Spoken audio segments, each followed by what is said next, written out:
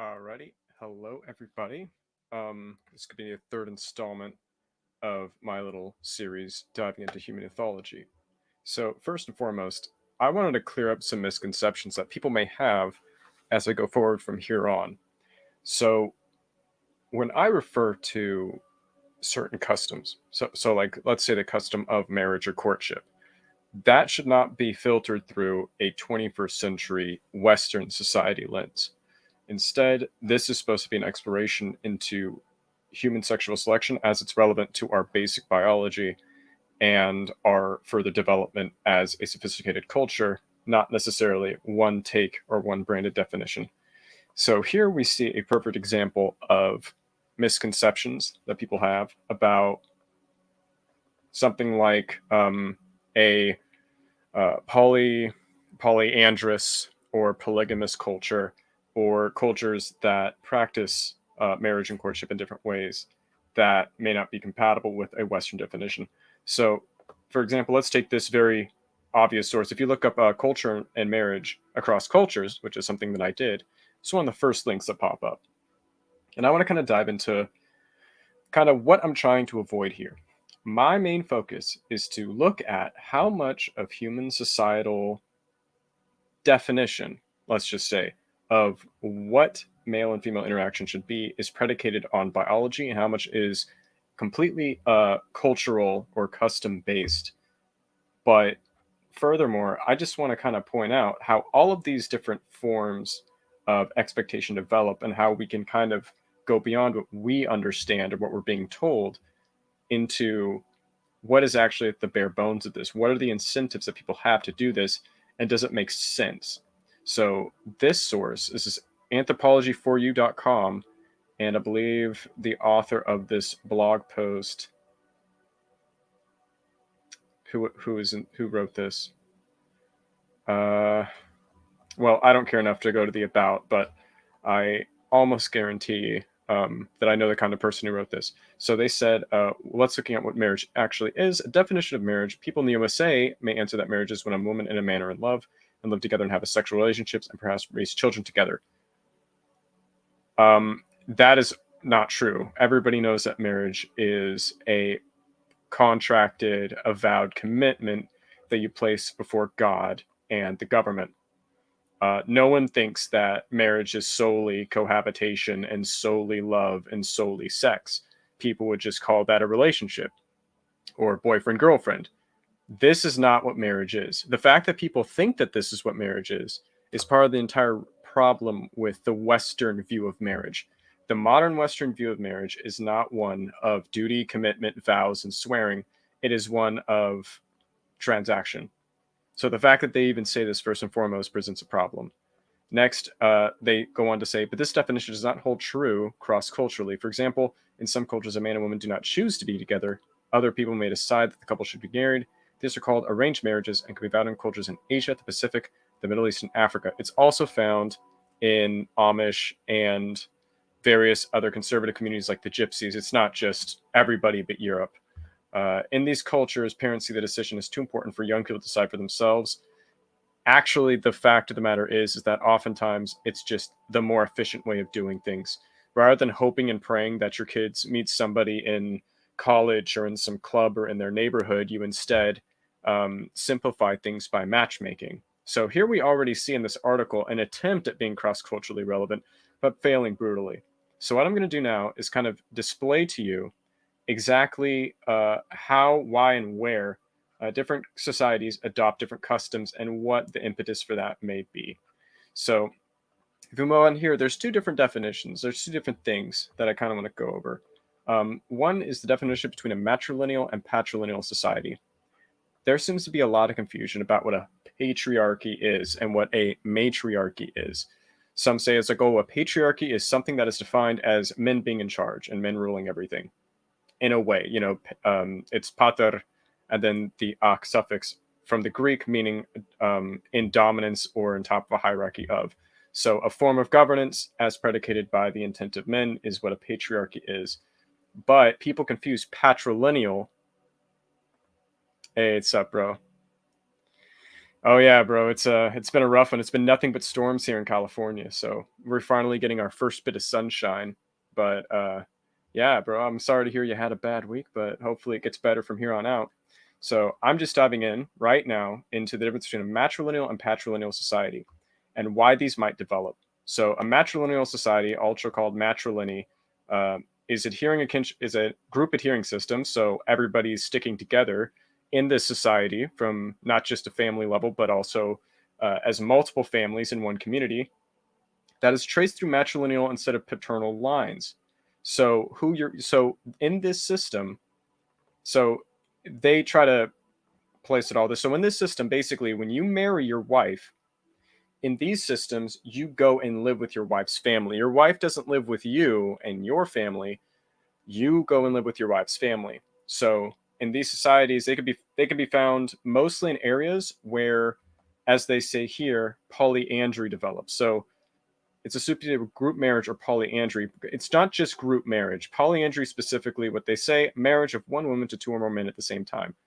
As you can see, this is very rare, and people often point out um, that they would progressively evolve. That isn't necessarily true, but what is sort of what we do see, especially patrilineal systems were considered more civilized and advanced than matrilineal systems.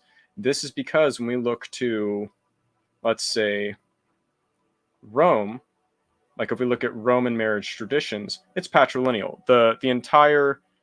Um, the entire system is ruled by a paterfamilias. The paterfamilias is the head of household. He's the father of the family, and you adopt his. If you're a daughter, you adopt his clan name as your first name.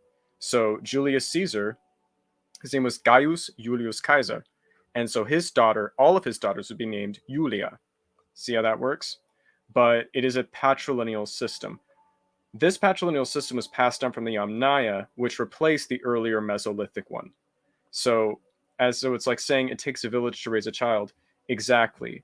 The child rearing process in humans, as we've discussed before, is something that is very long and something that's very arduous and energy intensive.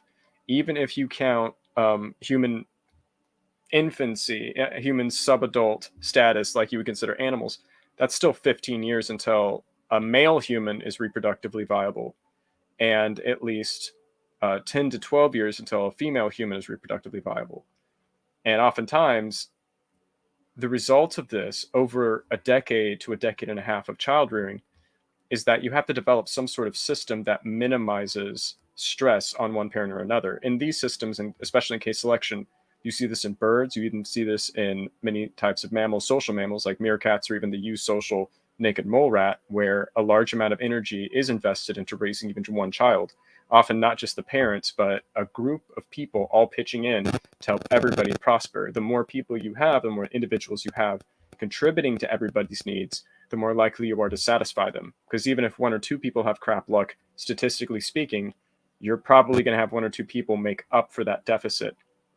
So if you're all hunting and you have 10 hunters, all of them fail to catch game except one guy, even that one guy catching game will satisfy the group. You know, he'll feed the entire village just because at least one of 10 hunters made it. The more, the better in these early societies. You might think, oh, well, everybody's going to starve if they're too big, and that's fair enough.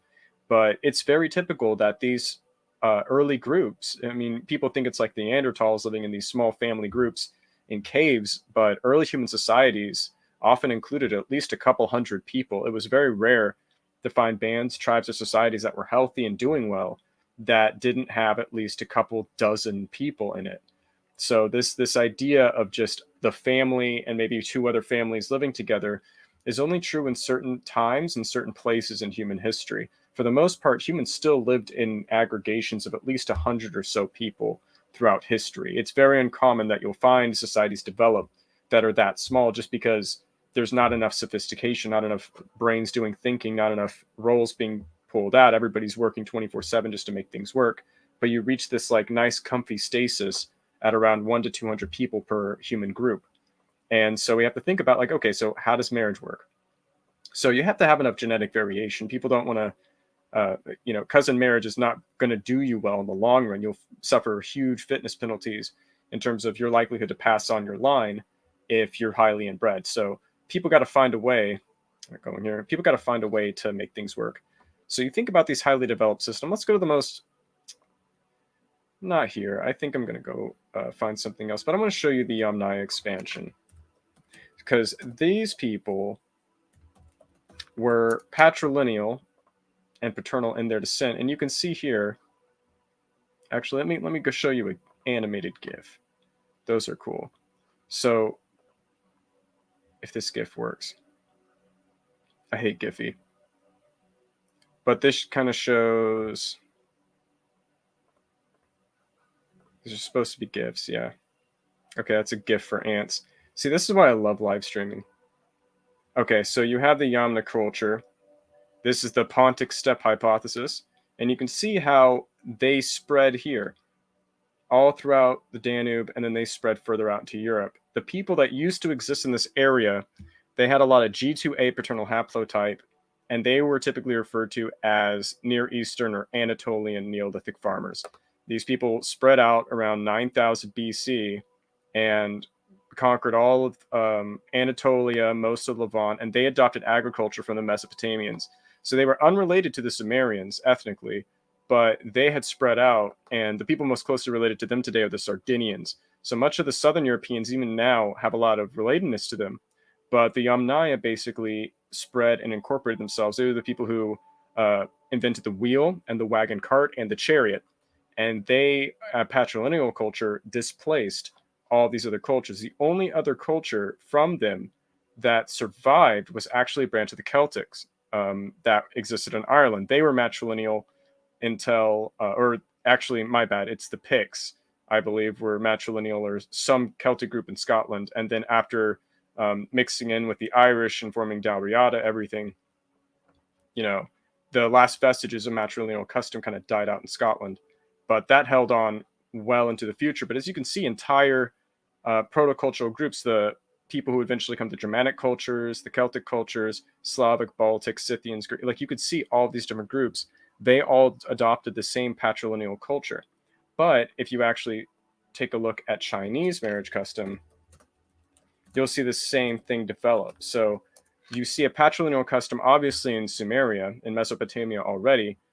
You saw one in both the Indian Iron Age culture, or, well, I don't think the Iron Age culture, but you definitely saw like the Indian Neolithic culture be matrilineal. But if I don't want to go to traditional, that ancient Chinese, that's what I want to go to.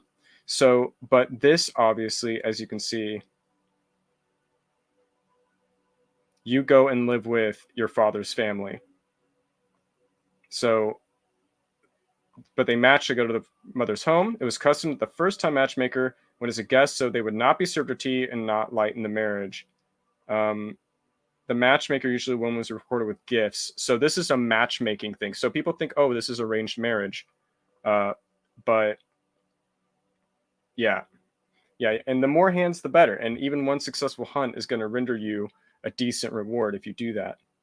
But here we see, like, so that other link that I showed you, that first one, talks about this. It talks about like, oh, well, they don't choose to be together. Arranged marriage. So this is an arranged marriage. Arranged marriage does not mean that they don't choose to be together. That's very false. What they're doing is called matchmaking. So if we go over here, this is what's happening.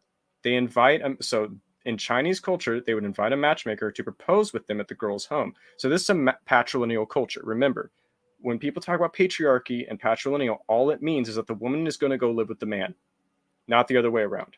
So why does this system seem to be the most common in sophisticated cultures and develop independently in different areas? So here's what happens. So arranged marriage, the matchmaker comes and goes to the girl's home. The matchmaker's not given tea or whatever. The matchmaker is rewarded with profuse gifts if it's successful to show the two families gratitude. Many unmarried young people could not see and were unfamiliar with each other till their wedding day. So the reason this is done is political, but also because throughout history, the gender that made the most money, the sex that made the most money, and were the most prosperous in civilization were men. The reason for this is because the expectation and role of men in society were one of providers and protectors. If you survived, the general horrors of war and just life back then, If you're a man who survived past 30 and was working since you were a teenager, after about 15 years of work, even if you saved a very paltry amount of money, if you saved any amount of money back then, you would be fairly well to do. And that's true even today. If you stay debt free and you don't have children out of wedlock and you work full time, after 25 years, you will be, or after even just 15 years, you will enter at least the middle class. Like, you will have enough savings to leverage that and make money off of it, whatever. So if I expand this and I kind of show this off, the next thing, like, oh, there's the birthday matching, there's betrothal gifts, there's all of these different customs. What we see with civilization, so this is one of the most advanced societies at that time. We're talking, these are marriage conditions that existed since at least the Qin dynasty. That's 221 to 206 BC. Keep in mind, the Japanese imperial dynasty wasn't even around until the 7th century AD. So you got to think, this is like 1400 years before the Maori were in New Zealand. This is 200 years, obviously, before the birth of Christ, as referenced by, the actual dating. But that's an ancient system. And there's all of these things. There's betrothal gifts, wedding gifts, selecting the wedding date through a fortune teller. There's the actual wedding ceremony, began with the groom and his party meeting the bride in her home. Before this day, the bride's dowry would have been sent to the boy's house. So the woman's family pays the boy a dowry. Why is this? Because if you're going and living with your husband, you want to make sure that the guy's not going to go completely broke trying to support his new bride. So that's why the dowry, people think like, oh, is this why they don't have daughters? No, because oftentimes the amount of money you have to invest in your daughter's dowry is paltry compared to what you have to invest in your son to have him be on his feet, whether that's helping him pay his way through a trade or equipping him to go to war or something. It's like, oftentimes what you pay for your daughter's dowry is going to be paltry to what you pay for your son's education and training.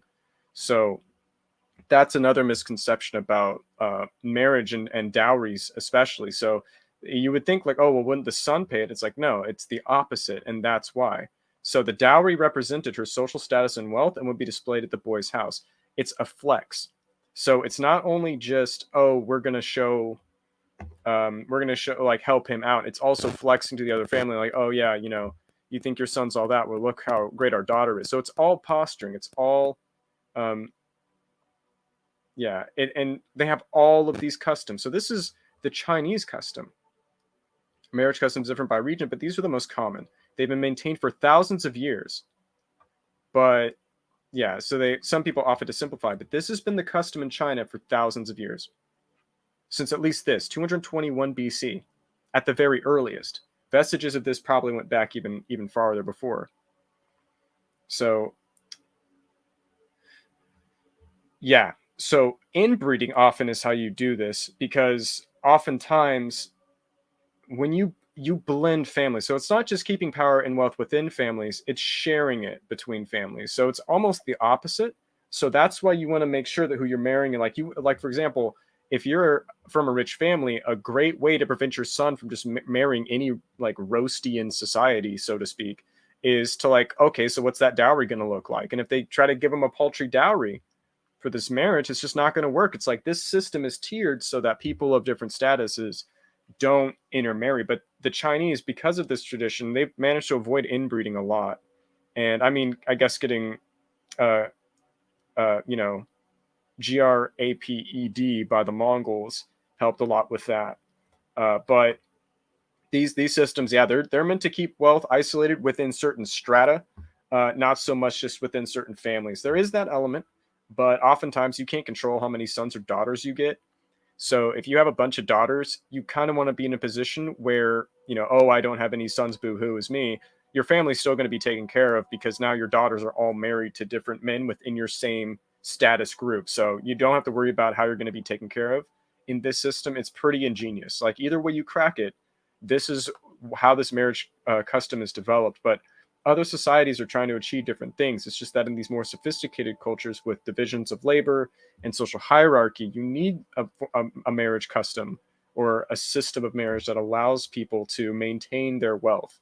So you're not just like throwing away your sons and daughters into the general society. You want to make sure that that wealth isn't just contained to your family, but that the entire social group that you're a part of maintains its status in the entire general population or society itself. Um, yeah.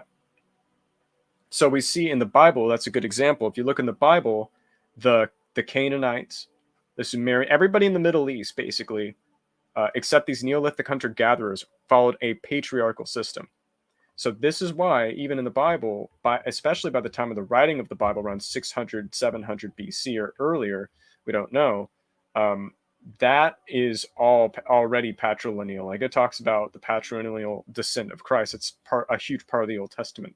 So what we see there, especially from the Bible, is this sort of expansion into, okay, so why is this system here? Because it's the same thing. Who is the most likely to be the resource provider? That usually determines these systems. You only see polyandry, for example, like what we went back to in here, we talked about polyandry. This only develops if there's a strong imbalance between men and women in favor of, in favor of the men. Like unless there's unless there's been a huge death of women, especially either through childbirth or if there's just a plethora of men for some reason, which is often the opposite, then you won't see this. So polygamy, the opposite of this, polygamy developed as a direct result of both this. So there's bride kidnapping in Uzbekistan and stuff even to this day, or whatever. But you could either steal your brides, which also favors a polygamous system, because it's like if you're just stealing women, then who cares? I mean, you're just going to take how many women you want. Like Vivekti's woe to the vanquished, like I'll take as many women as I can steal. Or you have it come about when there's a strong imbalance between men and women in favor of women. So if a large amount of men die in war, if a large amount of men die from disease because of whatever reasons, then you often see this system develop where you have polygamy, where multiple men marry multiple women. So these people say that there's a matrilineal puzzle. So Audrey Richards, Audrey, it is Audrey Richards. So structural functionalism. So it's all just hocus pocus, but the basic framework of this is the issue at question is whether in practice a matrilineal system in which men have been ambiguous roles and dual loyalties could work. So that's all simple talk for what happens if guys don't want to share a woman. What happens if the idea of sharing one woman is such to where men don't want to participate? Like, why should I participate in a system if I have to share a woman? Human men naturally want to compete over women. And sharing a woman is the easiest way to generate conflict in society. That's the matrilineal puzzle that it's not just like fringe random people on the internet. This is an issue that is so obvious, so omnipresent in history that it's a conundrum as to how a matrilineal society can even function. Only in the most pacifistic societies, where either there is a just absolute necessity, there's just too many men, or in societies where this is deliberately groomed to be that way, how could you have this? So how could you have men in redundant or ambiguous roles and dual loyalties? So the basic norm and assumption is the father, mother, and children. So what their debate is here, if I just skimming through it, so here, Schneider also noted that in patrilineal societies, authority and kinship were passed on through the patrilineal descent. So that means from father to son. But in matrilineal societies, males did not pass their status to their sons. Males' authority would base only on their position in the matrilineal. So almost like hyenas. So the salient roles of the male, therefore, would be that of the brother and uncle instead of the husband and father. The fundamental assumption was the denotion of normal patriarchal roles and natural. Because of this, the only places we see these systems are in very primitive hunter-gatherer societies, where men actually don't control a large amount of resources compared to the women. In essence, these emerge in societies where the actual share of resources is relatively constant, very egalitarian, not a hierarchy or differentiation of roles like you would see in more civilized cultures. But it's interesting that the first agricultural societies that we know of, at least one of them, actually was matrilineal. So therein lies the rub. What's the conundrum? those societies also had very little incidences of warfare, were more focused on growth, and were based on the family compound system. So like one plot of land where the family lived on multiple different huts and stuff, and were surrounded by a wooden palisade. That's kind of how all of these camps were developed. And unlike other cultures, which over time the maternal haplotypes, which are based on the mitochondria, spread mostly throughout the world because of people marrying off their daughters. In these cultures, especially what you see with the spread of the G2A haplotype, is males being married off to these different compounds. So in the Neolithic hunter-gatherers, what we're seeing is men, boys, being married off to different compounds along river systems. So in the Balkans, we see this. Interestingly enough, the I haplotype is dominant in the Balkans. It's I2 versus the, I think it's I1 or I3, that's dominant in Scandinavia. But even though, so this is a matrilineal society, they displaced, like strongly displaced the hunter-gatherers there. I think the modern Balkan inhabitant, especially ones that are like Paleo-Balkan, like the Albanians and basically everyone there, because they all mix together, they actually have a higher incidence, a dominant incidence of the Mesolithic hunter-gatherer haplotype, which shows that they married, is the same thing what happened with Scotland, is they were marrying off their sons, or that these hunter-gatherers were marrying off their sons to these cultures, probably as a result. And think about it. If that's how you're doing it, you're offering a dowry. Maybe they didn't have a dowry system, who knows? But because of this system, because they married off so many of their sons to these people, that resulted in the I haplotype becoming dominant over the G2A haplotype in the Balkans. And this same thing happened to the Omnia for some reason with the I2 haplotype, which might just be chance. But it shows that there was this preferential haplotyping for the hunter-gatherers among these matrilineal Neolithic peoples. So, as you said, our sexual strategies are fundamentally different and oppose each other. Guys want to, do that with many women as possible, and the women just want alpha seed, beta need.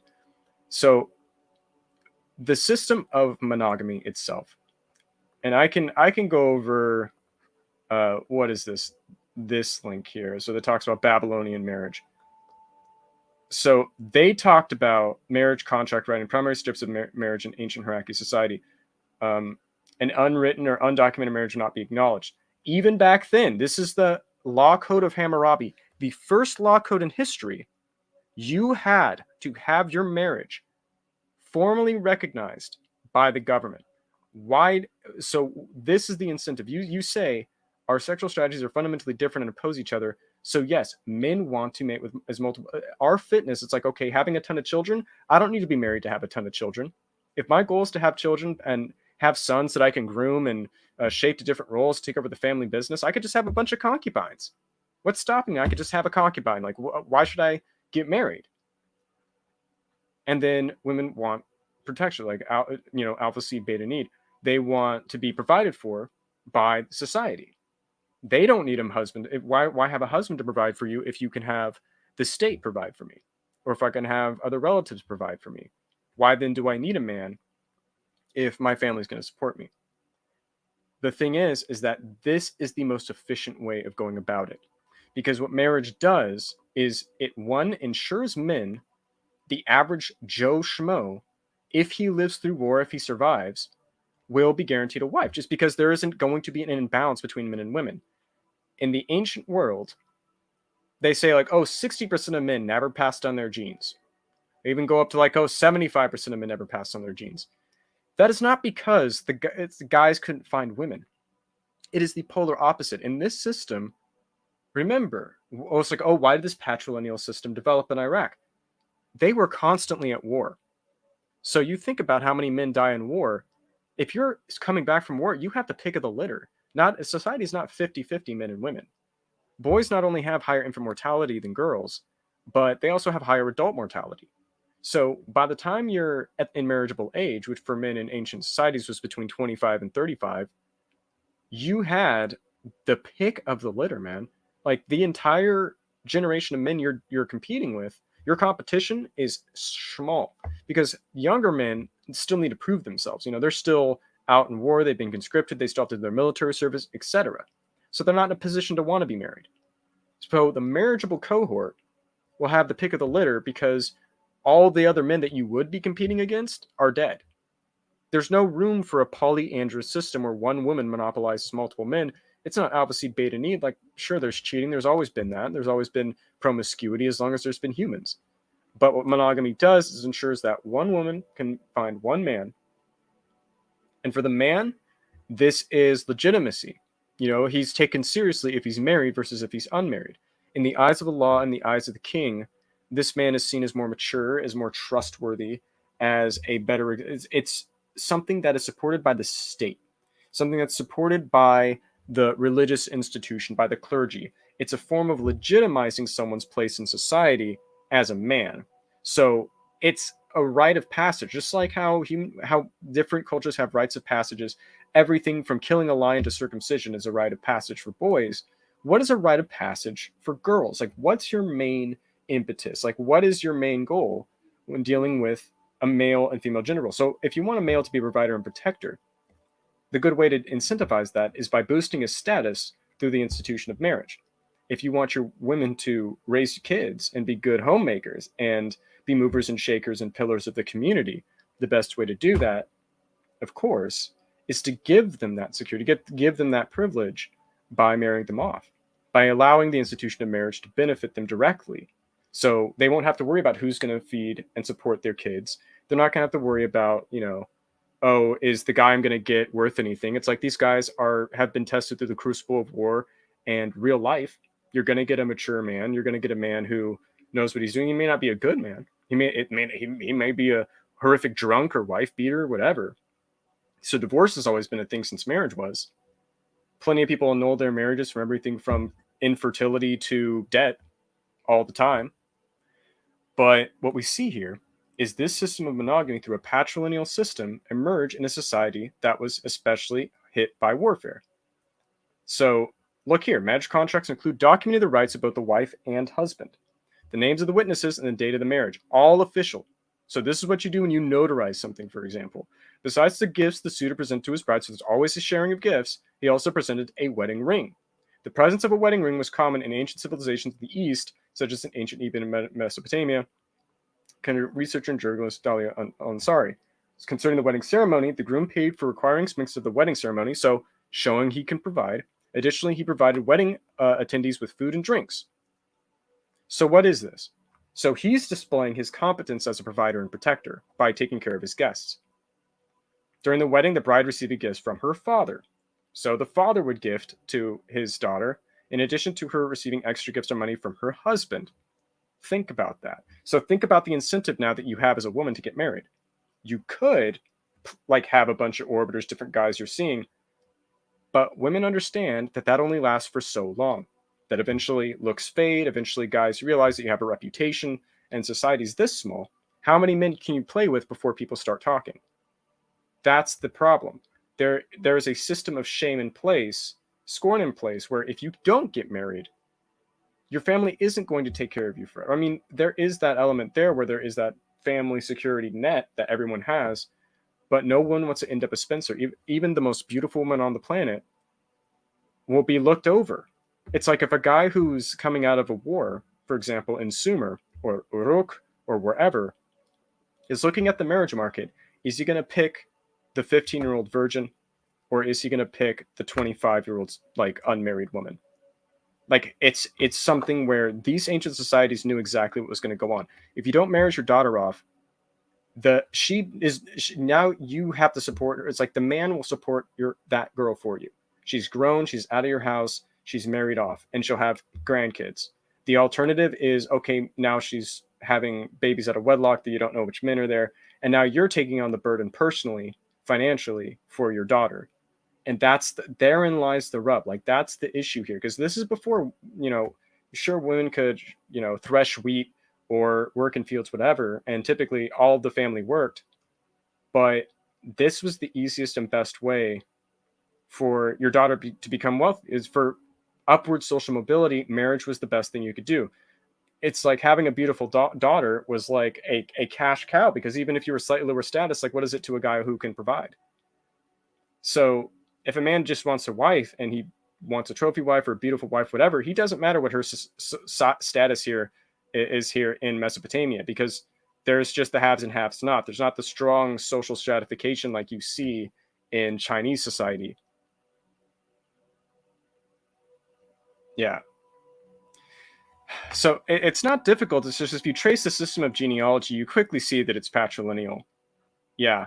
So, and even the Chinese. So if you're fighting wars and you have a lot of your young men die in those wars, they're going to, by the time they're thinking about marriage, and it's almost ingrained in us. It's like by the time that a man's in his late 20s and early 30s, he's going to be wanting to get married. And that's just something that's ubiquitous across societies. He settles down and he develops skills, and then he's looking to accumulate wealth and accumulate children. And why do men do this? It's because of the incentive, because marriage used to be a sweet deal. Marriage used to be a sweet deal. Like, okay, I'll give gifts and I have to pay for the wedding. But dude, it's like your wife is like your wife. Like the chances of her divorcing you are almost zero, because no one wants to marry a divorcee in this society. When you're a man and and the gender imbalance is such to where there's 5 women for every 3 men. I mean, dude, why settle? It's like who's gonna marry the divorcee? Who's gonna marry the widow when dudes have a pick of like teenagers, and not a single one of them have a single body count, not a single body among an entire generational cohort from men to choose from in these ancient societies. So for guys coming out of war, and unless there's exceptions to this, which there always are, this is the general trend. But this is something based on the law. If you look up, this is de jure. This is Hammurabi's law code. No unwritten or undocumented marriage would be acknowledged. So it was not just a religious ritual. This was something that was directly recognized and officiated by the state. This is de jure. The earliest forms of marriage are not. Let's go back to that other source. Earliest form of marriage is not lovey-dovey. They live together, have sexual relationship, perhaps raise children. It has always been. Marriage has always been a contract, especially Western institution, always has been a contract between the state and between the religious institution. It is a covenant and it's binding. And people forget that there's consequences to this. And so the system upon which it's built is very convoluted. It's very much based on resource and asset sharing, trading. It's very transactional. And people act like there's no room for love in this system. There's no room for love when you just meet your husband or whatever the night before. Here's the thing. Marriage for love just tells you that you made a good match. The actual form of matchmaking, if we go back to the Chinese, the actual matchmaker is just making a match. It's not like you walk into the room like you absolutely have to marry him. There's been those moments where it's like, okay, well, this guy's well-to-do, but you don't like his mole. Who cares about his mole? You better get over it. So there's been those tough moments where it's like, you know what? We're living out of a shed. This guy who's a duke likes you. Who cares if he's 50 years old and you're 13? You're gonna do it because it helps our entire family. That's marriage. Marriage is a formal contract because it is essentially tying someone else into your form of inheritance. It's tying one family's wealth to another. And that's why people like to match status. But oftentimes, if you're like your own man and you don't care about that, then plenty of examples in history of people marrying down or marrying up. And oftentimes, it's richer men marrying lesser status women just because they're attractive. Because it's like, well, all the girls in my peer cohort who are equal status are butt ugly. And I quite don't care about your family's wealth. I'm self-made and well-to-do, and there's plenty of those guys. So there's another element to this, and that's like, if you look at Rome. So they say, marriage was not a state affair until Augustus made it his business. So Emperor Augustus, that's after Julius Caesar, that's like after basically 100 AD, because there were the reforms that went with Augustus and everything. Like that's like 100 AD. Guys, that's still almost 2,000 years ago. So they say like, it wasn't a state affair. Here's the thing with Rome. So the whole paterfamilias, like before the rite was a private matter discussed only between husband, wife, and their families. It was still a contract. So even though it wasn't a state affair, it was a contract still between families directly. Nonetheless, there were legal requirements, so it wasn't automatic. People getting married had to have the right to marry or the connubium. So, or the faculty by which a man may make a woman his lawful wife. There's no system. So people pull out these exceptions like, oh, well, with the Romans, you didn't have the legal recognition like you have with the Sumerians. No, that's false. They just had a different form of legal recognition that didn't involve the state until the Roman Empire. So during the Roman Republic, you still had to not only have a private contract, which private contracts are still legally binding. So if you went and get a divorce, this is still legally bound. Remember how Roman administration works. Roman administration is just like this. You have private contracts made between private parties and individuals that are still recognized by the state. So if you went and got a divorce, you would be able to say, this is a contract. Both families have signed or sealed this. This is an official document. And it's just like getting your document notarized and fully recognized by the state by which you're living in. These are still contracts that are notarized and recognized by the government because of the connubium. That connubium is basically something that defines someone as a citizen that had the connubium. Otherwise, they would adhere to local marriage structure, but they would not be legally recognized. So who had the right to marry? It says all Roman citizens and some non-Latin citizen Latins had connubium. So this include like maybe the Umbrians or Samnites, but mostly non-citizen Latins in Latium. So that's in the area of Rome. So not really those Umbrians or Samnites, but more or less the people who lived in the lands directly around Rome and the Tiber River, but not actually strictly in Rome as citizens. That's because people like to marry these girls. Think about this rape of the Sabine women. It's like, you had to find your wife somewhere. So this is where they included this, because they wanted these families to have connubium because they wanted to marry their daughters.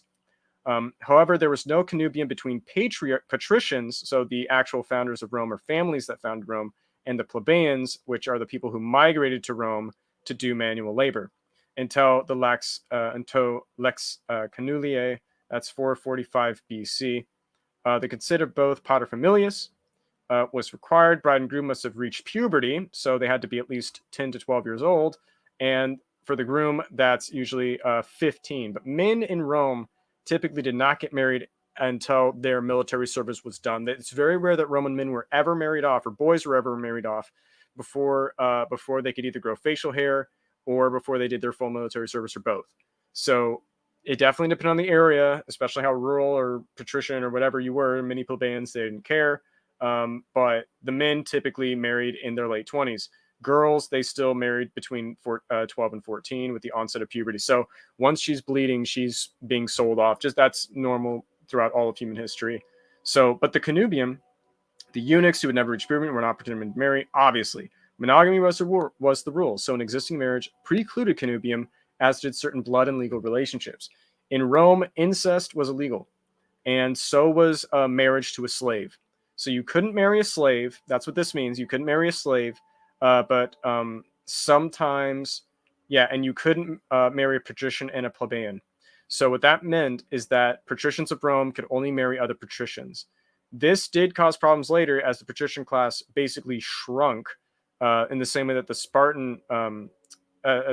Spartans shrunk, because they just marriage amongst themselves, small birth rates, or just like bad luck at the draw, high amounts of inbreeding. But they tried to mitigate inbreeding. So the patrician class lasted basically until the fall of Rome, because they were still aware of consanguineous marriage.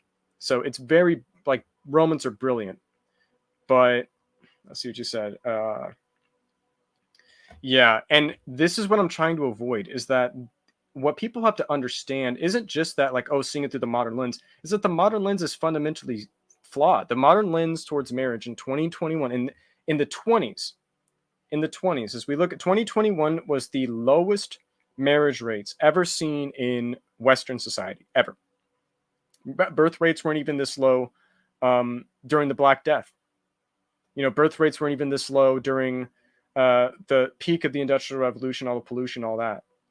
Now, was the death rate different? 100%. But the birth rates have never been this low in Western civilization's history. Even like the fall of Rome, the most plague of Justinian, most catastrophic events. Lowest birth rates in Western society's history. And the reason is because of the erosion of the institution of marriage. Because, a wife was treated as a daughter of the paterfamilias to whom she belonged, whether that was her father or the family into which she married. So this is a very obviously a patriarchal system. And in modern Western marriage, communal property was not part of marriage and the children were their father's. This is how Rome worked. So if you divorced your husband, your kids would belong, or rather be under the parentage of the father. So the resource provider, the person who was most capable of providing for them and protecting them, were given the children. This was not just to screw women over whatever. It was to strongly disincentivize women from offering divorce. You're not going to get your kids if you divorce your husband. This is not a society with no-fault divorce. Modern Western society has legalized adultery and no-fault divorce that absolutely cripple people's trust in the institution of marriage. This seems unfair until you realize the reason behind it. Like all traditions and customs, there's a method to the madness. It may just seem arbitrary and whatever, but every society has its strategy to solving this problem. So remember when negative birth rates hit, that's when societies fall and social political unrest happens. Think about the times when birth rates were the lowest. Like those plagues I mentioned, think about times of war. The reason is negative birth rates reveal that basically it's either there's not enough marriageable women to go around, so men go to war. That's actually part of what happened on the steppe when Genghis Khan came to power. Ironically, a reign known for its prolific, I guess, let's just say, forcefully seeding the next generation of Mongols was built off of a strong gender imbalance on the steppe. And many people propose this. I could pull up the papers. I'm being lazy right now, and I want to focus more on this subject. But needless to say, when you have a strong imbalance of men, that's how you get the grape of the Sabine women. And you get all of this high societal unrest. The other reason for it is that women don't want to marry, or that women aren't being incentivized to marry. Because think about it. The marriage is in a man's court, but men have to want to commit to the institution of marriage just as much as women do. If a woman wants to follow her basic impulses and play one thing off the other, and it's like, oh, well, we're just going to do our thing. Think about it. Think about how polyandry manifests itself. Like we talk about polyandry. Think about how that develops. Think about what this says. So it's men with what? What do they say? Men with nebulous roles. Let's see here. Yeah. So it's based on. Why can't I find it? They said. Yeah, so the men have more nebulous roles, so that their roles are not clearly defined, and they have ambiguous roles and dual loyalties. So what does this sound like? So let's say you have a breakdown of the institution of marriage, and you have men trying to screw anything that moves, and you have women trying to play different men off for their different strengths and resources, whatever. Like you said, alpha seed, beta need, to try and get the best genes for their children while also finding the best providers who may not necessarily be the same people. This is what this is. So you see here, how does this system work? It doesn't. No matrilineal system, and this is what's kind of being studied here. So you look at the Ashanti or of Ghana, with a few matrilineal societies in West Africa in which women inherit status and property directly from their mothers. That also exists in the Spartan system, and you'll see quickly. So the Minangkabau Sumatra, so let's look at these people. So I'm going to look them up on regular Google to show you where these people are at, just to give you some reference. Often Wikipedia will show them better. And they don't, because Wikipedia is absolute hot garbage. They just show the same. I absolutely hate DuckDuckGo. But if you look at where they are, if you look at where they're at, they're here in Sumatra. So they're right smack dab there. They're a large agricultural society. Large settled agricultural society. So this is how they're getting down. But if you look at how their matrilineal societies develop, in which properties, land, and houses are inherited through female lineages, what we see in these societies, just like we saw with the Neolithic hunter-gatherers, is that these are people living in large agricultural societies, just like those Neolithic peoples. If you look at where they live, they're large agricultural society with low levels of social role differentiation. The hierarchy is not there. People are either farmers, and that's it. So it's like you're either farming and farming rice, or you're specializing in some other kind of task, like maybe you're a carpenter or something. But there's a low amount of roles. Like people are mostly dedicated to farming. So if all you're trying to do is pass on wealth, you might as well just keep it in the female line and then just trade sons. Because think about it, if they're like all you have to do is sit on a property and there's no like incentive for the males to provide, the main thing the males are there to do is not provide, but to work. They work the land, they help with working the land with the women oftentimes. And so men and women occupy basically the same niche in society. Because they have similar roles, there isn't a system where men even want to compete. Like, why should a man accumulate more possessions, accumulate power in this system when it's easier and more straightforward? It's like, I don't have to be self-made to get married. I just have to come from a decent amount of land. And then I go off to live with her family and then I work their land.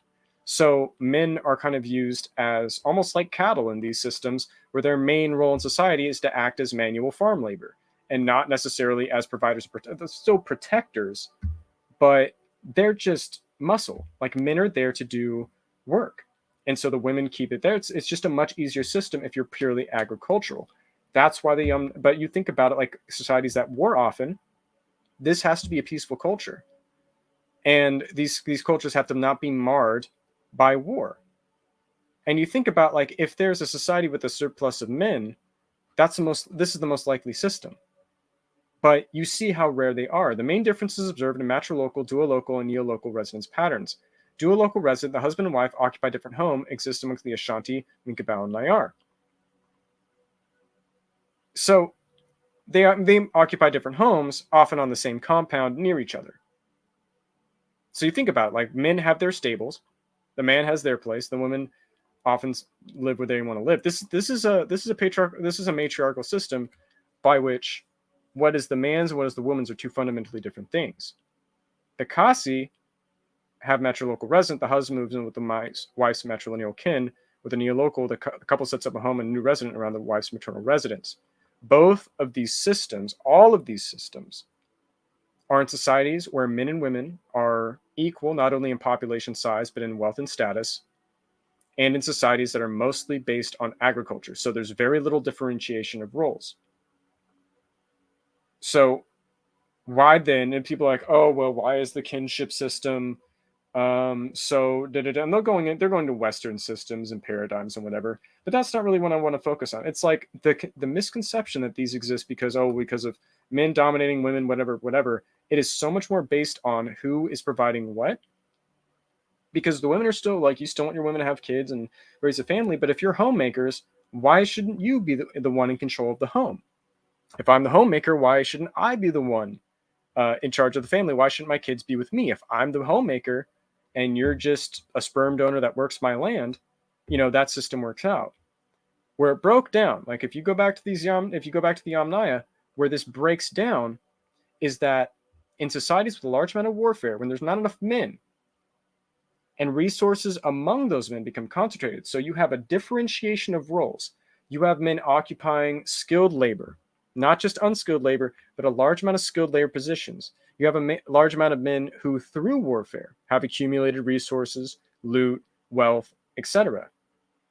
The incentive of a man to then, it's like, go to a woman's property and want to live there is null, because he doesn't need that woman's property anymore. He doesn't need to go move in with a wife.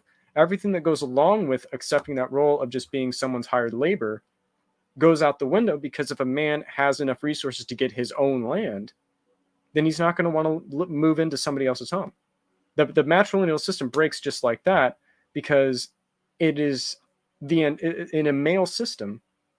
In a male system, there's either one thing or the other. In a male system, I'm going to compete viciously for these resources, and whatever those resources are, that's what's going to predicate behavior. So the man's behavior is going to be determined by resource availability. With a high amount of resource availability, Whether that gets contrary to men or the women depends on, okay, the patrilineal system. How does a matrilineal system become a patrilineal system?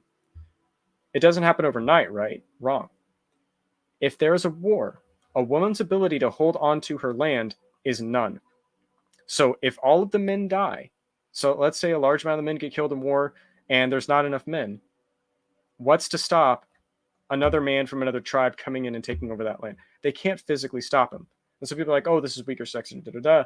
It's that the role of a warrior, it's like the old saying, it's better to be a warrior in a garden than a gardener in a war. If you're, okay, your goal is to take her to the home, think about what these other two conditions were. It was security and resources. It's like security is a huge portion to why marriage is a thing, especially for women. For men, it's security in the sense that you don't have to worry about who's going to have your kids. You don't worry about who's going to be there for you. And that applies the other way for women too. But it's also, legally speaking, that's why it's legally recognized, a major protection for women who may not physically be able to protect herself from other men. It's like, say a guy is like, oh, I want this woman and I'm going to have her no matter what. It's like, well, if you do this, think about it. Adultery is not legal. And if you try to sleep with her, either the husband or the state is going to chop you into pieces. So it's like, oh, well, I can take this guy on. It's like, you're not competing with somebody's husband.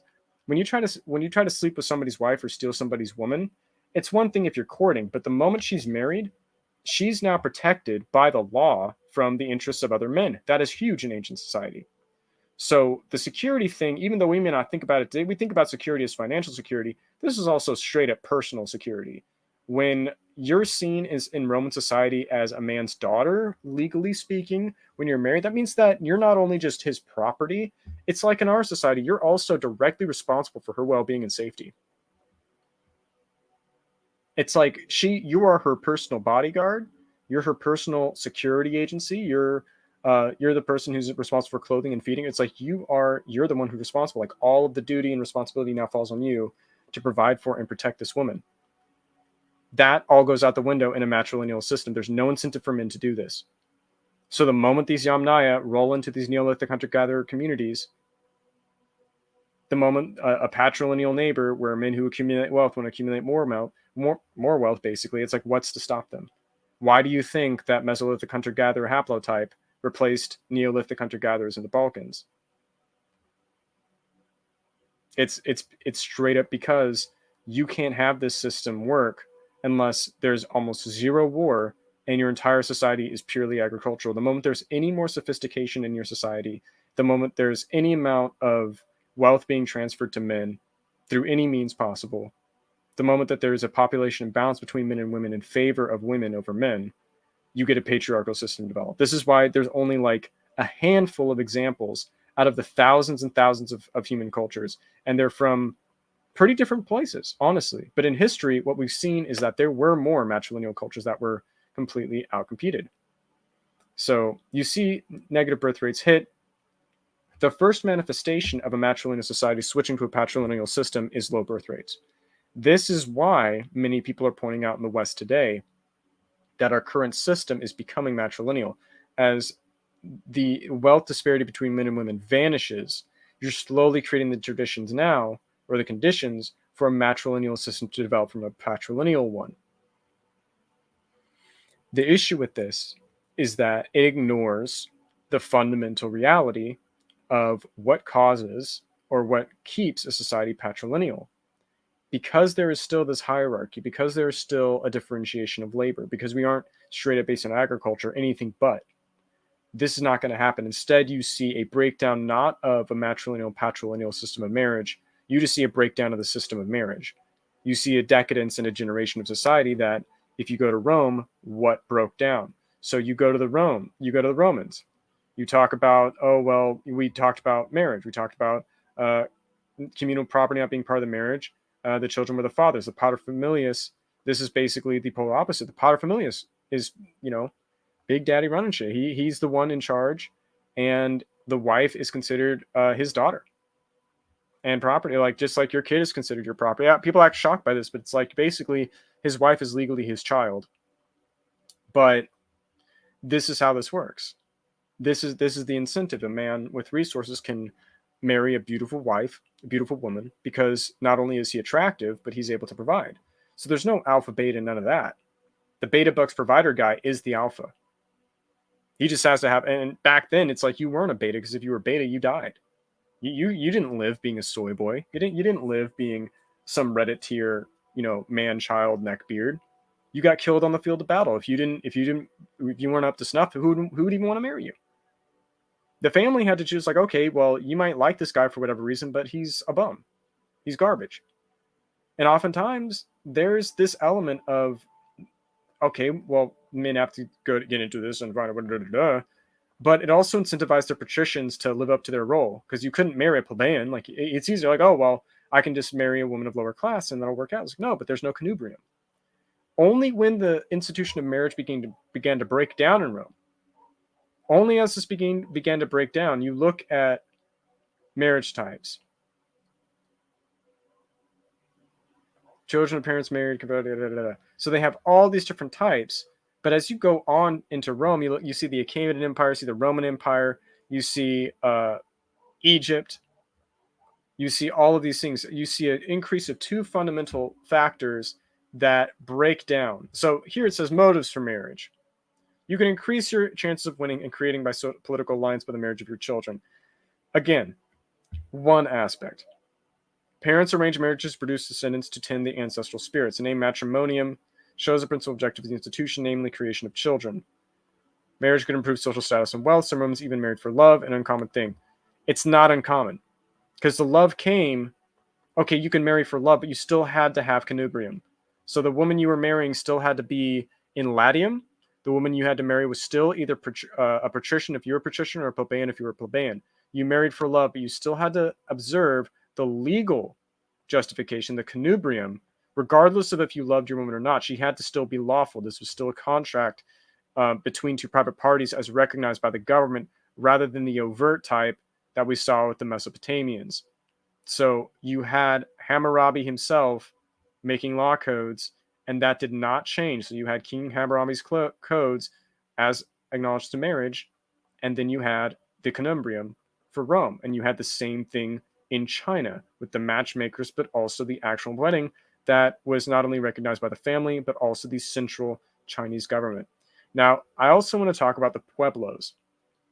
When a girl is supposed to marry, she does not wait for a young man to propose to her, but selects one to her own liking and consults her father, who visits the parents of the youth and acquaints them with his daughter's wishes. It seldom happens that any objections are to match are made. It is imperative on the father of the bridegroom to reimburse the parents of the maiden for the loss of their daughter. So this is done in accordance to rank and wealth. So think about this. So in the Pueblo, they're settled Indians. They have corn, they have beans, they have squash, they're making homes inside of cliffs. And these Pueblo Indians in their society, they still have a patrilineal system, but it's the woman, the girl, who selects her husband. So this is a patrilineal system by which the young woman is the one who asks men to propose. She is the one doing the choosing and the chasing. So the idea that a patrilineal society is just like straight up, oh, a man goes out and he finds a woman and takes her, and it's like, that isn't universal, because the Pueblo Indians were settled, but again, they still had a hierarchical society. It wasn't just agricultural, and they still had a large amount of egalitarian between men and women, but they also still had an imbalance in resources between men and women. So men and women were equal. Women had private agency, but there was still that imbalance of resources. There was still that hierarchy of roles in society that weren't just agricultural. And because of that, even though maybe previously they had a matrilineal church, because this sounds very, still very egalitarian like many other societies of Indians, but the usual order of courtship was completely reversed. So this may show the vestiges of an earlier matrilineal system, especially among settled Indians, that then transferred over to a paternal system that still incorporated some of those earlier elements. This is a sign that a society, because the courtship is predicated upon the woman's choice and the woman's action and initiative. I mean, she literally gets the blessing from the father to ask the man's hand in marriage.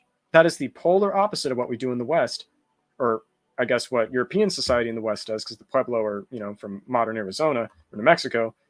But that is a sign of an earlier system of whereby men went and lived with their wives' mothers, but adapted to a patrilineal system. So it's not just the patriarchy, which is like dominating these women and property. That comes from misconceptions based on the Roman form of marriage. This is a fully patriarchal system by which the woman has full agency upon which she finds a husband. So imagine how good it would be. It's like you're a cute guy, you're on your Sigma grind set, and then suddenly your dad calls you up and is like, hey, there's this girl at my house and she wants to like marry you, bro. You're going to be like, okay, cool. And you're going to show up, and that's how that works.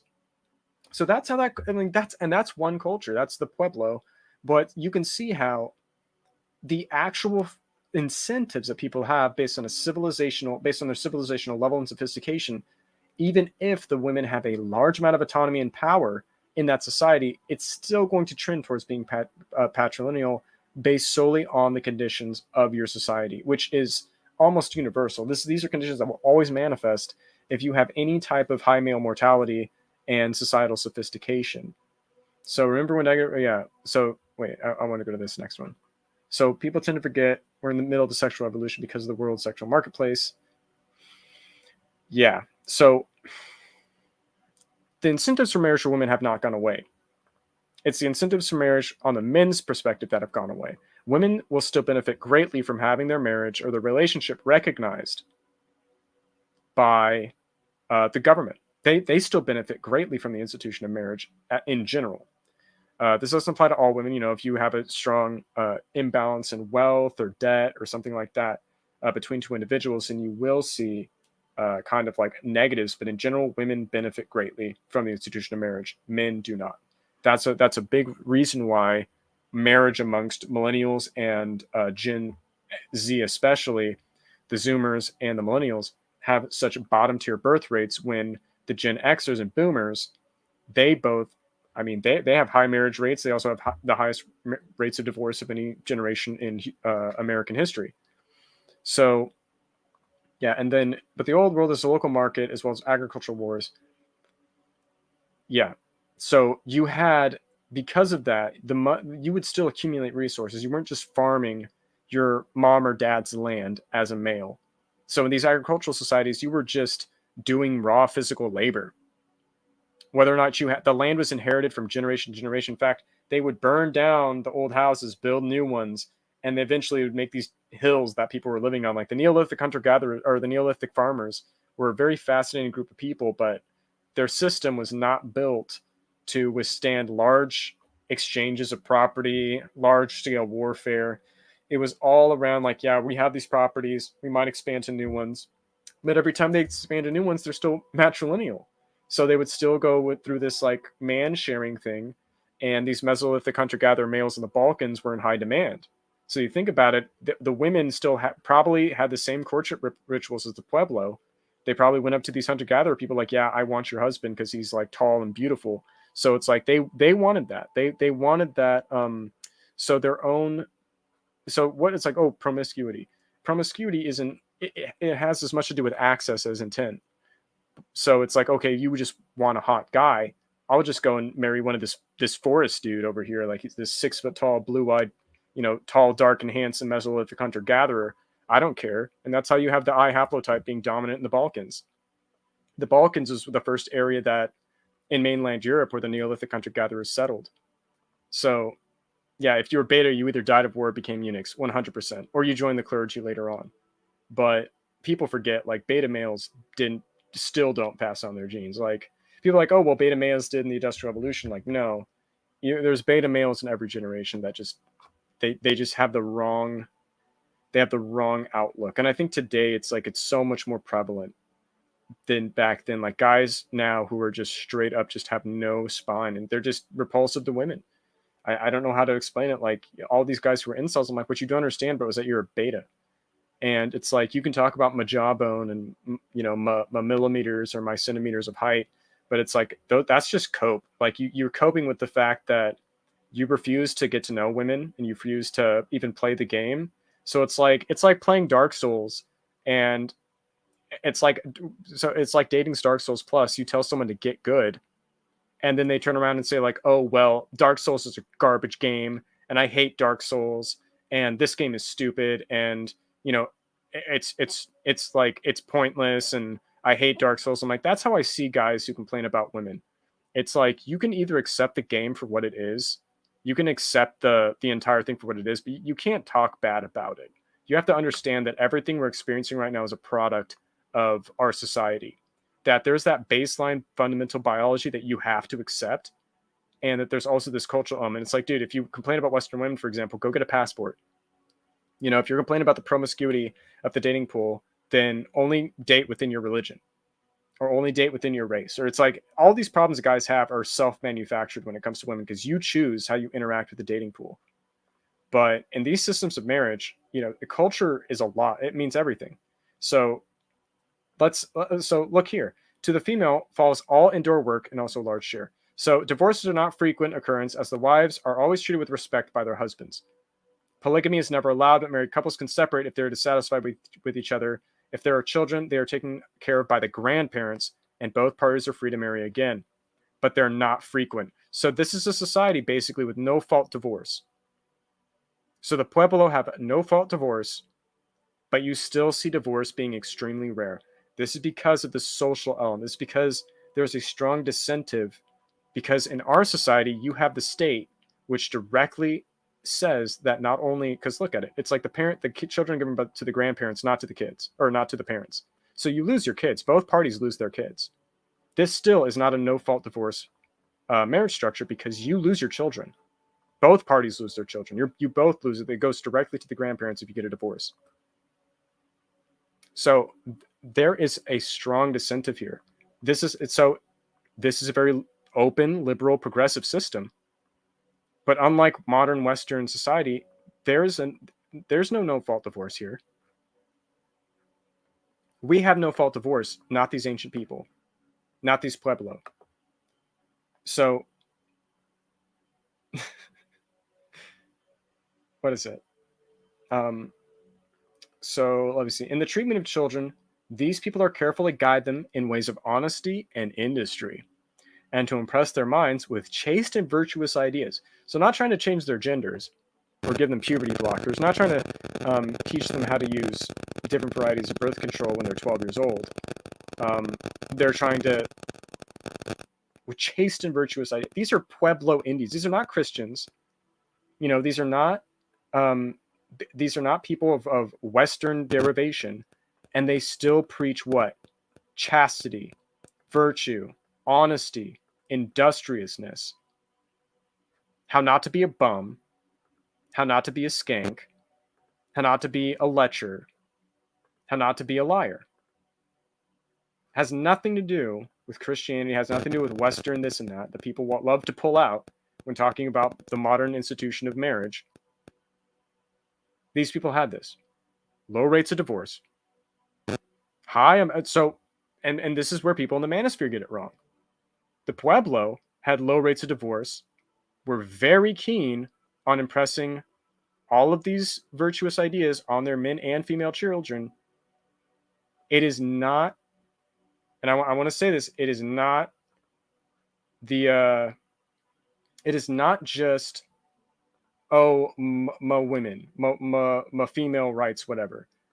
This is directly a result of people not raising their kids right and no fault divorce.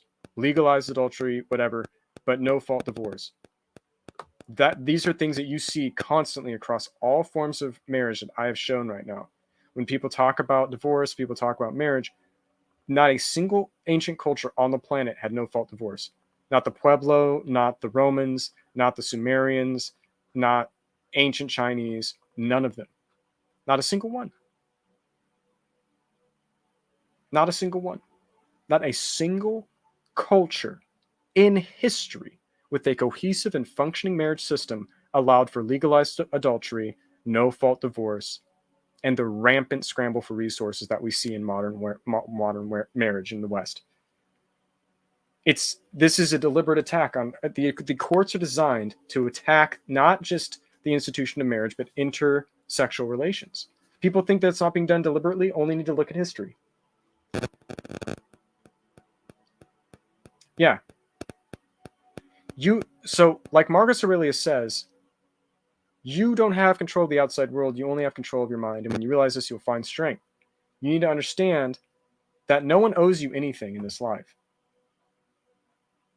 No one owes you anything. It's like the courts are biased. Humans have to find a way around it.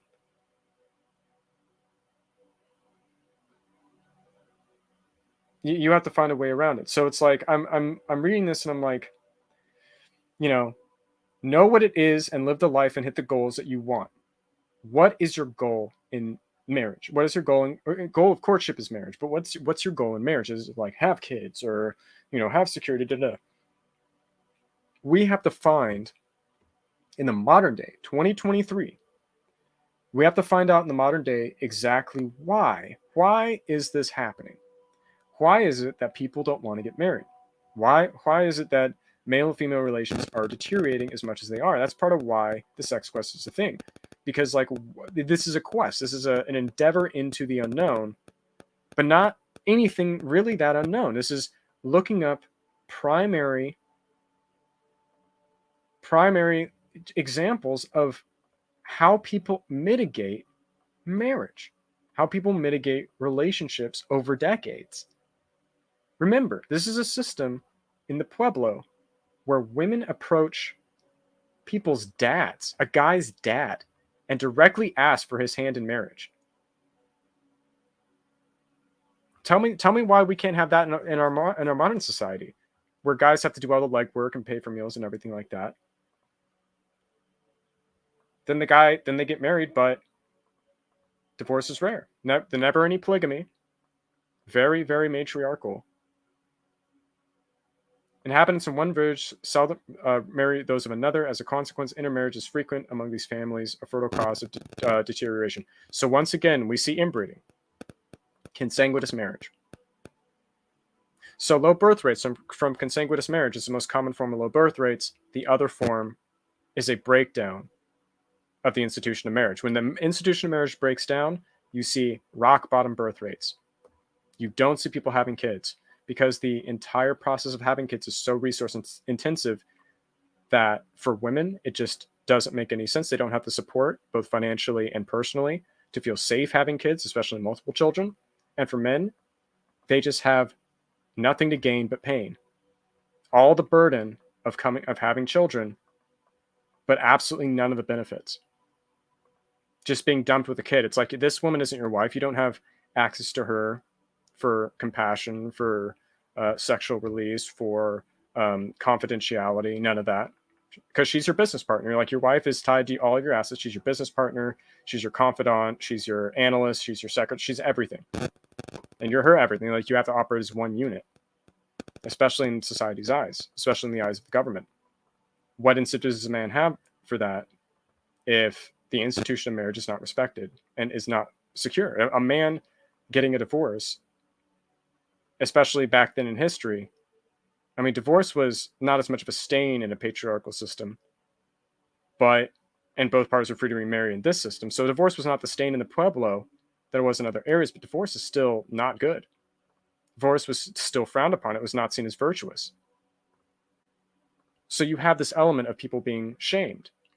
There's an element of shame. There's an element of stain. There's an element of I guess it just looks bad. And especially in a system where somebody has to ask your dad for your blessing, if you're a divorced dude, I mean, it just is messy. It gets really messy because now another family's involved when otherwise there wouldn't be another family involved. And this happens with people in the modern day. It's like, I see too much in the West, people making excuses for how things are and wondering, oh, how could things be so bad in the West? How could things be so bad between men and women? Things aren't bad between men and women. What's happened is that the institution of marriage has been destroyed and broken down intentionally by the court system. Male-female relations are not horrible. They're just deteriorated because of decadence and degeneracy, because two different types of people are falling back to their basic predilections. Men wanting to sow their wild oats, and women wanting to be hypergamous. So female hypergamy is what happens without marriage. Male sexual promiscuity is what happens without marriage. People say like, oh, well, promiscuity happens both ways. I don't even like the term promiscuity, because promiscuity is just what you get without monogamy. That could take so many different forms. For men, it's like they don't have the standards. Like they'll screw anything that moves with no regrets. For women, they want to maximize their partners. They want to get the best partners, the most resources. They're just much more deliberate and methodical with who they choose as partners. They maintain a small retinue of very high quality men that they choose from. But that's still how it works. And it's like, in order to actually pair off people in your society, to motivate men to want to provide in a patriarchal system, and to motivate women in order to become homemakers, you need to give them both something in terms of incentive. And that incentive often comes from both religion and the law. It comes from societal expectation and personal convenience. So, better together than apart, our own strength and weaknesses. Yeah, ideally. And what happens is people forget about time. Yeah, without the family unit, there's you can't. I mean, you're not going to have healthy functioning people without a family unit. It's like you can't have an entire generation of people who grew up without fathers or mothers be successful in maintaining a society. It's impossible. And people idealistically think like, oh, you can raise a child without any societal input. He's like, you can raise healthy functioning adults without one parent or the other. You can raise healthy functional adults when people are having kids in their 50s and 60s. It's just not tenable. It's like people wait until they're basically ancient of days to have kids, and they come out with Down syndrome and autism. It's like, it doesn't shock me. But people need to understand too, it's like one element of the manosphere, especially MGTOW, this idea like, oh, we go our own way. Guys should not ever guys have to understand what they're getting into. The naivety leads them down a path of inherent distrust. It's like, oh, all women are like this. True. All men are like this as well. Think about the transactional nature of marriage. The fact that people are so fixed on the idea of quote unquote love as the fundamental bedrock of marriage, it's all marriage is transactional. If you go back to that original paper I was critiquing, look, for example, they didn't. So where is it that they mention love? Marriage is when a man and woman are in love, they live together and have sexual relationships and perhaps raise children. Has never been the case. Love has never been a predilection for marriage. Love has always been the spice, frosting upon which marriage is, because it's like, oh, ideally you would love to love your partner, that you pick each other and matchmake because you hit it off. Matchmaking and courtship are part of every single marriage culture. Even if you do have arranged marriages, there's always courtship. You meet the day before, but you don't like the guy. It's like, doesn't matter. You had your first date and he sucked. It's like the only difference is how long is the courtship ritual? How many dates do you go on? Guys in modern society are told to court the same woman for years, and many women wonder like, oh, why won't this guy marry me? It's because like, what's the incentive? It's like when you think that marriage is this, that's a relationship. A guy can get every single one of the things here. He can get love. He doesn't need love from marriage. He doesn't sign a marriage certificate and suddenly have love. He doesn't sign a marriage certificate and suddenly have a sexual relationship, especially with modern women. Doesn't need marriage certificate to raise children either. So what is a man getting from the institution of marriage in the USA? What is he getting? Is he getting love from a marriage certificate? Am I signing that marriage certificate down at the courthouse and getting love? How about if I file that marriage certificate and live together? Am I suddenly cohabitating just because I signed a marriage certificate? How about having sexual relations? Do I sign the marriage certificate and suddenly have a right to sexual relations with this woman? Am I entitled to sex now? Raise children. Women can't conceive until they put ink to paper on that document. There's nothing in the institution of marriage is a legal and political. It's all a legal document. It's legal. It is not even among these pueblo. You ask your father's blessing You don't just go and get married. You incorporate the family. Consults her father. You have the connubium, legal recognition. You have the Code of Hammurabi, the first law code ever produced by human beings that we know of. You have an entire courtship ritual system, 3 letters and 6 etiquettes. All of this from 221 BC. Where's the love? How deep's your love? I really need to know. It's not there. Because you don't need love to get married. You don't need. Marriage doesn't give you any of that. Marriage doesn't provide you love. Marriage doesn't provide you sex. Marriage doesn't provide you children. It's the relationship that does. Marriage provides you security and state and societal recognition of your role and status as a couple, as a singular unit. And people don't respect it. Look, 1990s, the marketing for diamonds buy merchandise to bolster the companies. Same thing happened with Christmas. That red felt Saint Nick was Coca-Cola marketing. Your modern conception of Santa, in a sleigh, flying through the sky, delivering presents in a sack. The one thing that's missing is Coca-Cola, because that's where that Santa came from. It's marketing for Coca-Cola. De Beers, diamond companies. That's how you had the entire proposal thing, like, oh, your engagement ring has to be a diamond. Why does it have to be a diamond? Because all these jewelry companies came out and they're like, oh, we need to do that. It's like the proposal, the upgrade from husband to fiance. And meanwhile, the newer generations just aren't falling for it. I mean, yeah, you find Gen Xers and boomers who will be married and unmarried like 5 times. Like I've had bosses, I've known guys, older dudes who've had multiple marriages. Like multiple. I'm going to minimize because I'm like hideous right now, but it's like these guys have had multiple marriages. And the biggest thing that I notice with these guys is that they think that it's like they try to find happiness in other people. But there has to be a co-beneficial transaction to marriage. Marriage is about transaction. It's about one party and both party getting things in response to this.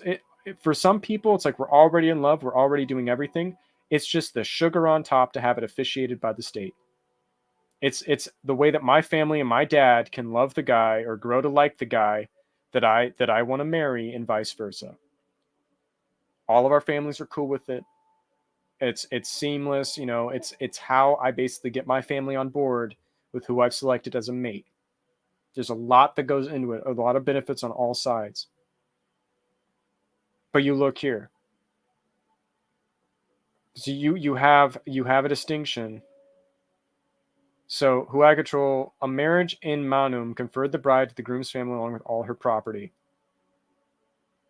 She was required to be faithful to her husband as long as she cohabitated with him or faced divorce. Laws regarding dowry are properly dealt with in such marriages. So it made her the equivalent of a daughter. So non-in manum marriages where bride stayed within the legal control of her natal family began in 3rd century BC. So the 3rd century, from 300 to 200 BC, became the most popular by the 1st century AD. So this contemplate 1st century AD, that coincides with the rule of Augustus, which, if we see up here, started until Augustine made his business. That is a private matter. So that started with the de jure marriage certificate being filed not just between individual parties, but between the state and the husband. That is interestingly, once the state got involved, where the sine manu system ended. That is when she stayed within the legal sphere of her natal family, not under the direct control of her husband. So the conference of property, everything, that went away. So the moment you had the state become involved, you saw the end of the manum marriage system. So reasons for this to be a thing also involve the family. It's like we don't want to lose our wealth by marriage, and the state basically confers us the guarantee that, yeah, this guy tries to screw around, whatever, we now have the power of the state to disincentivize them from doing so. They don't have to give away their daughters because now they have the state to basically back them up if anything goes foul or amiss. So think about it. Every single iteration that we have looked at so far, every single innovation in marriage, every single um, difference that we see in marriage, all of the rituals, there's the feast, there's the furnishing, there's dancing and music, there's strict expectations of chastity and virtue. In Rome, we see this. In the Pueblo, we see this. With the Chinese, we see this. 3 letters and 6 etiquettes, we see this. Sumer, we see this. Proposal, marriage contracts, dowries, all of these systems, gifts and proper, games and stuff. This is all of it, ritualized, religiously oriented, spiritually oriented, and state recognized. Not just being in love, not just living together, not just having sexual relations with one another, and not just raising children together. In the eyes of both God and society, you are now bound as to one entity. This is a sacred and serious process that one has to jump through a lot of hoops and incur a lot of financial burden in order to do, because it is only a taste of what's to come from a lifetime of being together. And in all of these cultures, divorce is almost non-existent, except in this one. Except in modern US Western culture is this a thing. Because only with the US's soft power, expansion of second wave feminism did we really see the marriage rates start to tank. And guess who initiates 70% of divorces? So you say here, Shakespeare made a popular romantic tragedy comedy, but it's all about the feels. So Romeo and Juliet was a warning about what reckless love can do to a family, to a young couple, to a relationship, whatever. When you let your emotions become out of control and operate based not on common sense, not out of diplomacy, but out of emotion. If you're from two families, so if you're from 2 different families, you have your, what was it, the Medicis and the whatever, I don't know, but you have 2 different families, and both of these families hate each other, but you want to marry this guy's wife, or this guy, you want to marry this guy's daughter. I mean, there's ways to do that. In fact, marriage is a great. It's like, okay, I give you a dowry, maybe you won't hate me as much. It's like, oh, you don't want me to marry your daughter, but yeah, let me make you a deal you can't refuse. Or just elope and say, like, well, I have the resources anyway, and I don't care what he says. We're just going to go off and move to the countryside with whatever I have. And, if you want to settle for that, then cool. But their decision to just go and, have, premarital sex, their decision to go off and cause problems and to get into fights and have heists, and then eventually decide to enter into an unaliving pact, is all just to demonstrate the foolishness of young love. It's not meant to highlight, what people should be striving for in a romantic relationship. The fact that people do is hilariously ironic, but Romeo and Juliet is an example of what happens when people let emotions dictate their decisions instead of common good sense. But unfortunately, we live in a society where you could do 5 minutes of research online, do exactly what I did, just going to different cultures, seeing what's up in different cultures, and realizing that modern Western marriage is a joke. It's not a joke because it doesn't involve the government. It's not a joke because it has duties. People can take the institution of marriage and take it dead seriously if they want to. It's the fact that in the West, we think that we can have our cake and eat it too. People want to have these open marriages. They want to be hot wifing and cucking and swinging and doing all this random degenerate nonsense. They want men to provide for them, but, don't go through my phone or read my Snapchat. And we're learning now what happens when you don't focus on virtues, when you overlook issues such as chastity and humility. It's like, look at the Pueblo. Like we said, go to the Pueblo. What are they most trying to impress in their children? Honesty and industry, chastity and virtue. Again, these people aren't Christians. These people are not part of a Western tradition, and they still know exactly what it takes to make things work. The way both men and women have to think to be successful in society and in relationships. People don't want to work. They don't want to work for their relationships. They don't want to hustle and be there. Women don't want to be good wives. Men don't want to be good husbands. They don't want to be truthful with one another. They're conniving. They cheat. They try to financially screw you over.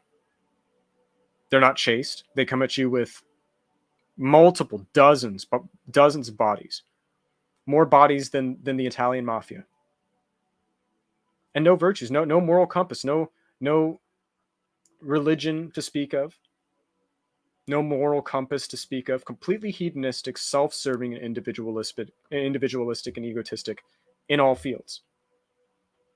They have none of these virtues, no virtues to speak of. Do you want to marry that? Do you want to marry the fuck boy? Do you want to marry the college roasty? Is that what you're going to settle for? That's what people are being told to settle for. And it's not going to happen. Because even with people who are wiping their butts with rocks and living in the middle of the desert, still no marriage better than modern US. Lower divorce rates. Wild Indians who couldn't read and couldn't write, people who didn't have the wheel, had a better understanding of what it took to make good husbands and wives than modern America and modern Europe and modern East Asia. Incredible. People who lived in cliffs, who carved their homes out of cliffs and grew corn. Very hard, flinty pieces, couldn't even grow corn properly. That's not true. But like people who didn't even grow corn that tasted good. They ground up their kernels and made it into flour because it just couldn't be eaten off the cob. People who didn't have the wheel, who had no domesticated animals, still had lower divorces. Rock bottom divorces compared to Western society. Why? Why did all these societies, even if they're considered barbarian savages, how did the first civilization in history have lower rates of divorce and higher rates of marriage and childbirth than the West in 2023? Why was 2021 the worst year for marriage in Western society's history? I'm going to cover that, and specifically diving into, and this is going to be a salty stream, so I don't know, like, I'm going to talk about the transition of how we got here. I might end up putting that not on YouTube, but instead I might record that on OBS and instead upload that to Rumble or stream it directly to Rumble or my Odyssey account rather.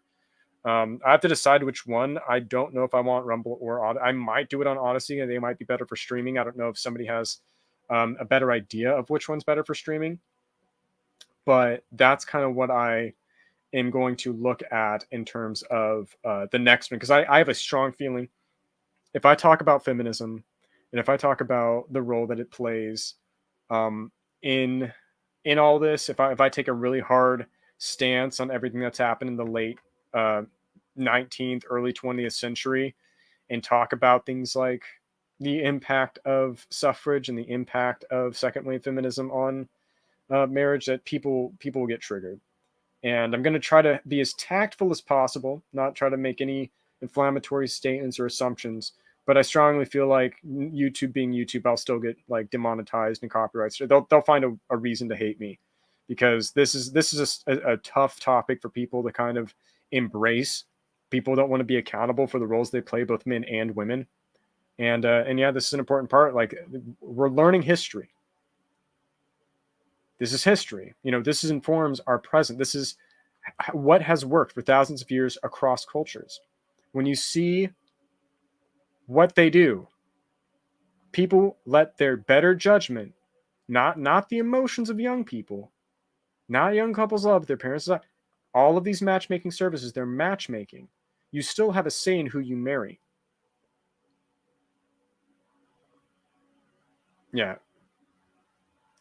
Yeah, Rumble, and that's the thing. YouTube's just so convenient. I'm probably just going to stream back to YouTube anyway. I mean, I'm just going to say screw it.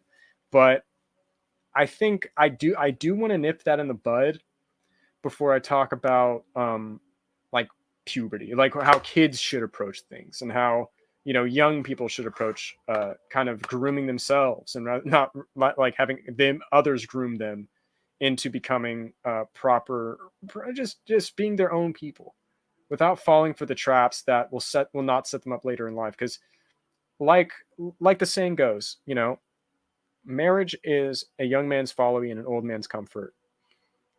But at the same time, we have to acknowledge the roles that each one of us play. And part of the reason I even made this series in the first place is to explore exactly why Western society fails so badly at marriage. It's so badly at relationships, having the highest divorce rates of any culture that we know of in history. It wasn't this bad even in late Rome.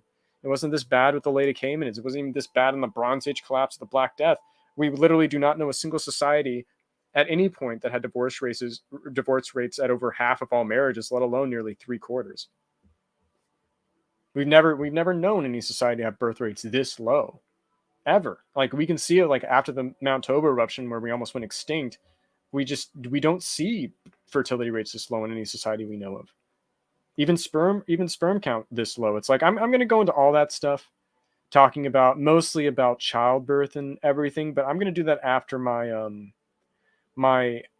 Western, because now that we've taken a look at all of these ancient societies, I want the next installment to talk about Western society especially, and exactly what made Western society so different from these societies and how we've gotten here. So I'm not going to really say too much that others haven't heard before, but this is definitely going to be a spicy one coming up. But I'm probably going to leave it here. StreamYard is telling me that my stuff isn't going to be saved anymore. I think YouTube's still going to save my streams. I just don't think StreamYard's going to save my my content directly. So I'm probably going to have to like rip it and upload it. But yeah, I'm going to stick to YouTube for now, unless YouTube gives me more guff, because I have been copyright struck once and demonetized once. Both of those I think are because of Poppy or because we went on World Star Hip Hop. So I'm hoping that this doesn't continue as I try to grind my channel towards monetization, but it might be a thing. For now, I'm just going to leave it basically at this. Next week, I'm going to be doing my next installment of my critiques. It's going to be the Permian. So the Permian's a fun period, more shape-shifting animals and cartoon balls for you, because yeah, it just never ends. Each period in history, each new rock layer is a new layer of BS to untangle. So I have to go do my research for the Permian. It's just a hot mess from the beginning to the end. Like the Carboniferous was a hot mess. You saw how much time I spent on the Carboniferous. It's like a 4-hour video, 4-hour live stream just to try to untangle the Carboniferous. So yeah, it's definitely going to be a fun time trying to untangle the Permian.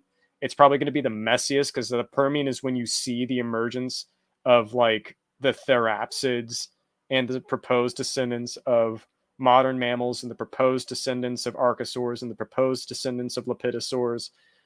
It's just a hot, stinking mess. And then the Permian mass extinction, which nobody knows how it happened, still have to detangle all that BS because they still want to show you that. But yeah, I think this is important. You can't hate life. Like life's gonna be however it is. Each period in history had our different struggles. Like I'm over here sitting in the luxury of a warm, heated room, under lamplight, streaming to you. And I mean, if marriage sucks, I mean that's like the bedrock of our society. So you can't just say it's irrelevant. But I mean, there are luxuries that we have today that people didn't have back then. So you can't hate life, even if you don't have like what you want, quote unquote.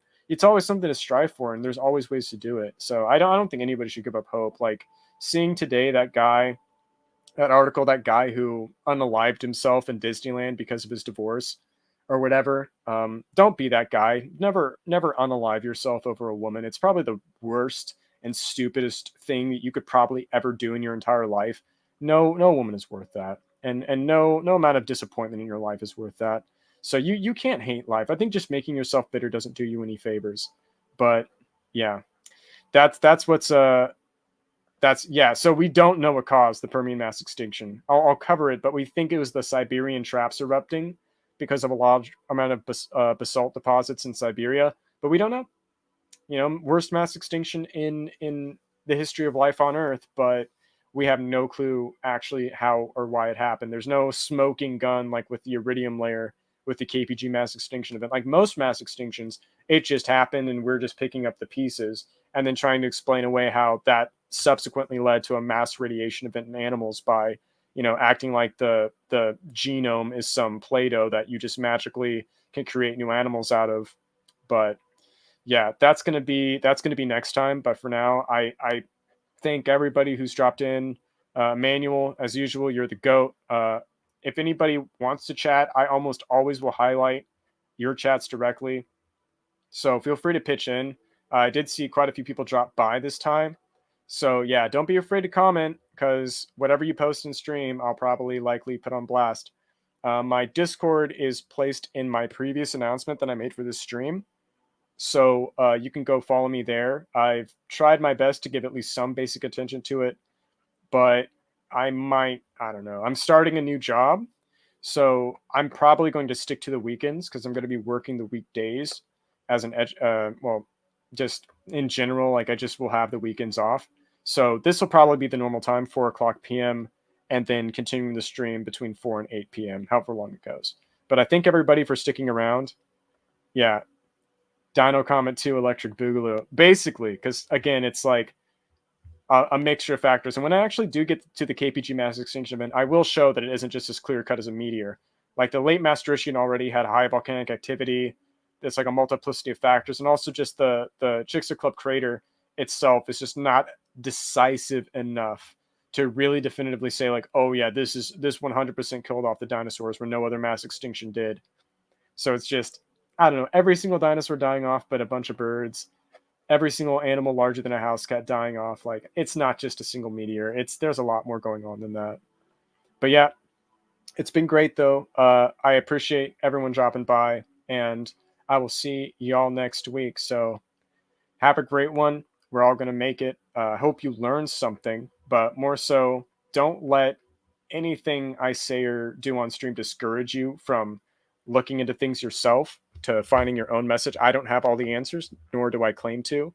I don't even claim to necessarily have the right take. We're all in a search for truth, and so we got to keep an open mind. But yeah, man, like you said, it's been fun, and it's all about the friends you make along the way. So with that, I bid you a fantastic weekend, and I hope you have a great one. So till next time, Permian Critique next week, 4 o'clock p.m. Saturday, and take care, folks.